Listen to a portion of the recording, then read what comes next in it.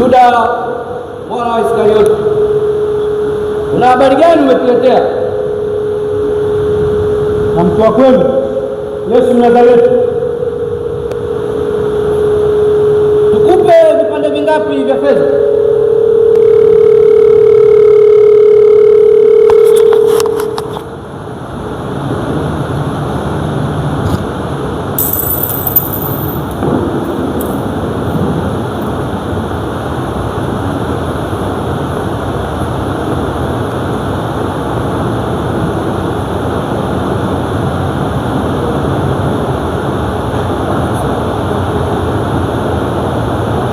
Naye Yuda yule aliyetaka kumsaliti alipajua mahali pale, kwa sababu Yesu alikuwa akienda huko mara nyingi pamoja na wanafunzi wake.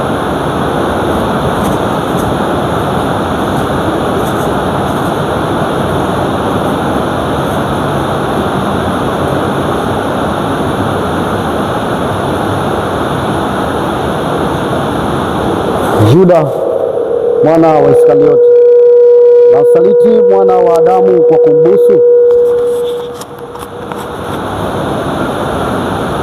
Ni nani mnayemtafuta? Yesu Mnazareti. Mimi ndiye. Ni nani mnayemtafuta? Yesu Mnazareti. Nimekwisha waambieni mimi ndiye. Waacheni hawa waende zao. Bwana, tutumie panga zetu. Yatosha. Petro, rudisha panga lako ndani mwako. Wataka nisinywe kikombe hiki cha mateso nilichoandaliwa na Baba yangu? Mlizani mimi ni mhalifu hata mje na malungu na mapanga? Nilikuwa nanyi siku zote hekaluni, hamkunitia nguvuni. Lakini sasa ni wakati wenu, wakati ule hasa wa utawala wa Shetani. Kamateni.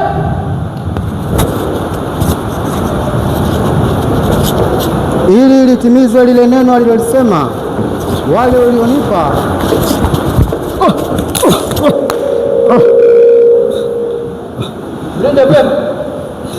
Petro pamoja na mwanafunzi mwingine, na mwanafunzi huyo alikuwa amejulikana na kuhani mkuu.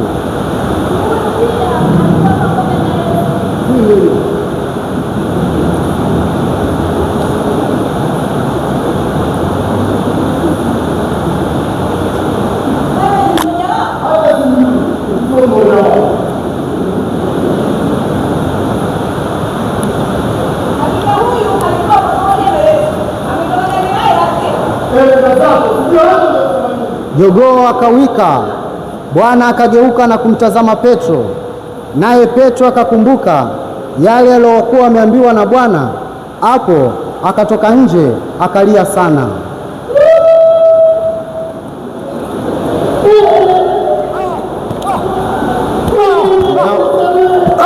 Na wale watumwa na watumishi walikuwa wakisimama wamefanya moto wa makaa, maana ilikuwa baridi, wakawa wakiota moto.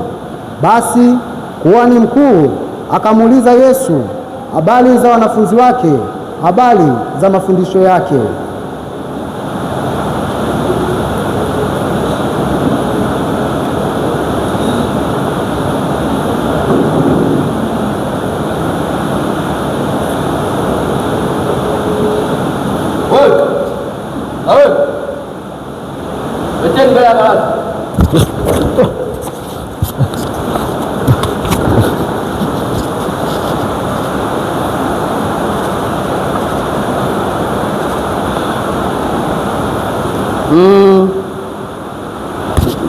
Tuambie,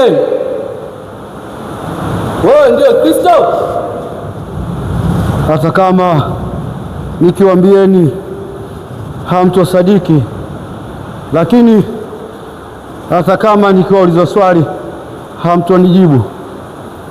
Lakini tangu sasa mwana wa Adamu atakuwa ameketi upande wa kulia na Mungu mwenye nguvu. Ndio kusema wewe ni mwana wa Mungu, sio? Ndiyo, mimi ndiye.